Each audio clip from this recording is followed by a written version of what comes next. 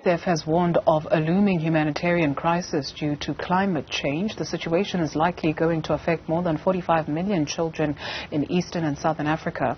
Most of the children will suffer malnutrition, displacement and learning loss, according to UNICEF.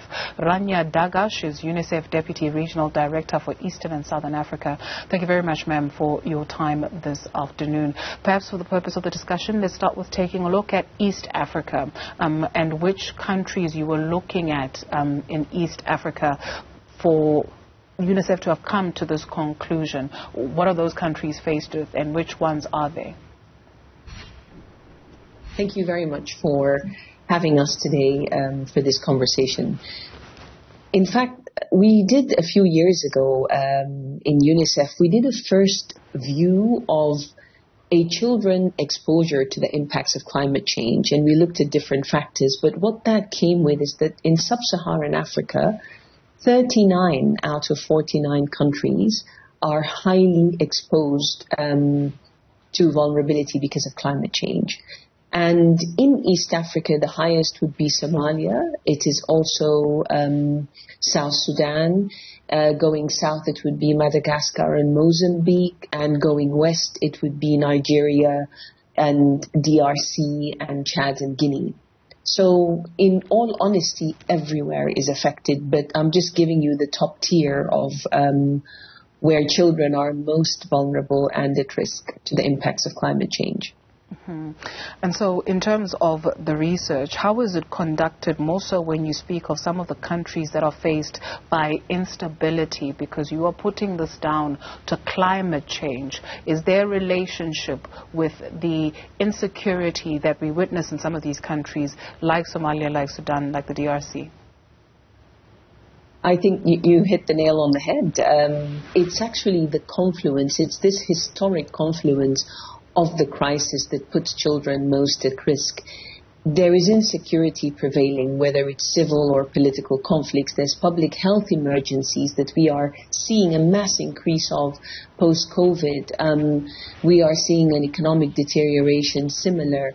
And when you then overlay that with the climate crisis, whether it is droughts and floods in East Africa, or now the extreme dry conditions and droughts that we are seeing in southern Africa, it's just a recipe for disaster for children. They're the most vulnerable, they're the ones most affected immediately, and like you said, it's immediately clear in their health.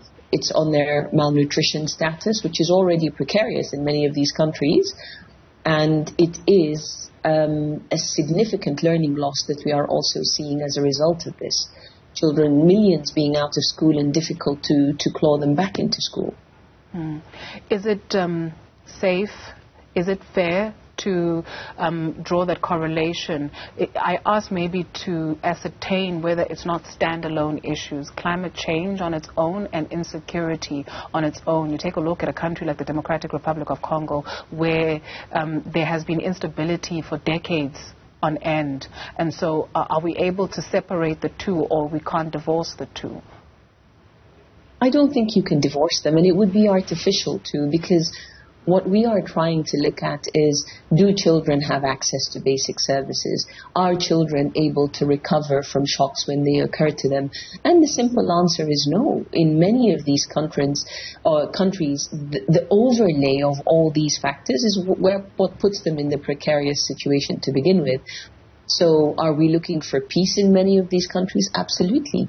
Are we looking for development commitments? Are we looking for adaptation and mitigation to the climate crisis so that they can cope and not be constantly embroiled in the frequency of droughts or floods? I was about 2 days ago in Tana River in Kenya, and I met a mother who was affected by drought last year.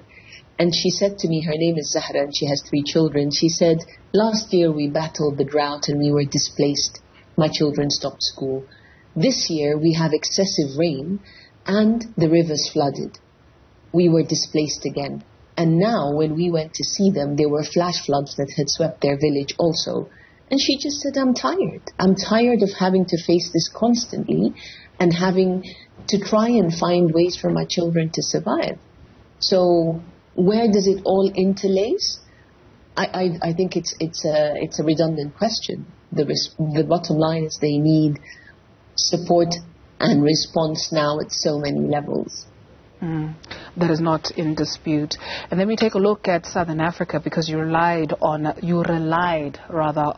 data in terms of malnutrition in South Africa that is not faced by instability but is faced with inequality. And according to the Nelson Mandela Children's Fund State of the South African Child Report, 4.8 million of South Africa's 20 million children are starving. About 20% of children under 5 are stunned due to malnutrition. You've even listed some of the spaces, mainly in the Eastern Cape, KwaZulu-Natal, and in the Northern Cape. What correlation was found between what is happening in these spaces and climate change? You know, we face a stunting and a malnutrition problem across the region. And there, I would say, the basis of it is a diverse diet. Access to a diverse diet and being able to secure and resource that for children. But we are seeing such a wide range, including in Southern Africa, of highly stunted children in countries that are capable and able. So there, and where policies are in place, by the way, to respond to a lot of this, there is a definite gap between policy and practice. And where collectively we support governments, working with the private sector, working with communities and civil society organizations, is to reduce that gap and to make sure that we do make available and increase the awareness of mothers and communities on the importance of a balanced and nutritious diet. So I think there are many factors, again, that play into that, but awareness is fundamental to it, and then economic ability and being able to place and have accessible a diverse diet that can save these children, because stunting, I think it's one of our biggest crises in Africa today, between that and learning. If we do not harness that, we lose generations to come, and I don't think any of us would like to see that. Because, ma'am, UNICEF is urgently appealing for $1.4 billion US.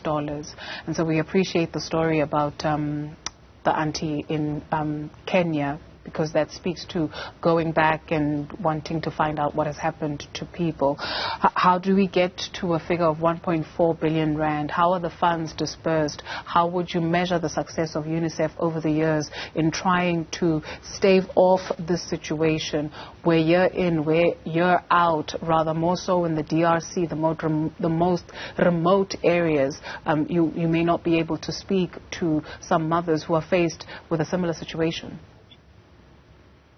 I wish it was 1.4 million rand. It's $1.4 million US dollars. And the reality is we have presence across East and Southern Africa, and in these 21 countries we are, and across the continent for that matter, but I'll speak to East and Southern now. We run assessments together with governments and civil society organizations, as we were saying, which allows us to identify what the need is for children in these countries.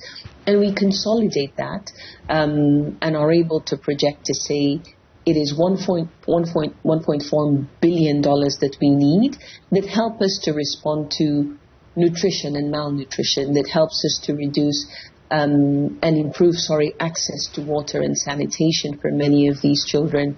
It helps us to try and minimize the learning loss that we are seeing across sub-Saharan Africa. It helps us to also work on the health and immunization of those children. So across the sectors that UNICEF works, we know, based on this data across the 21 countries, that 22 million children are highly vulnerable and at risk at this point. So many data points that we have, of which, as I was saying, the climate, the children climate risk index that we put through says 98% of African countries are categorized as moderately high or extremely high risk of impact of climate change. We know that we are seeing more cholera, more waterborne diseases. At one point, we had 17 of the 21 countries having a public health emergency, whether it is cholera for many, or a resurgence of polio. So it really is an unacceptable state of affairs that we are seeing in basic service provision to children. Thank you very much for your time this afternoon. Rania Dagash, UNICEF Deputy Regional Director for Eastern and Southern Africa.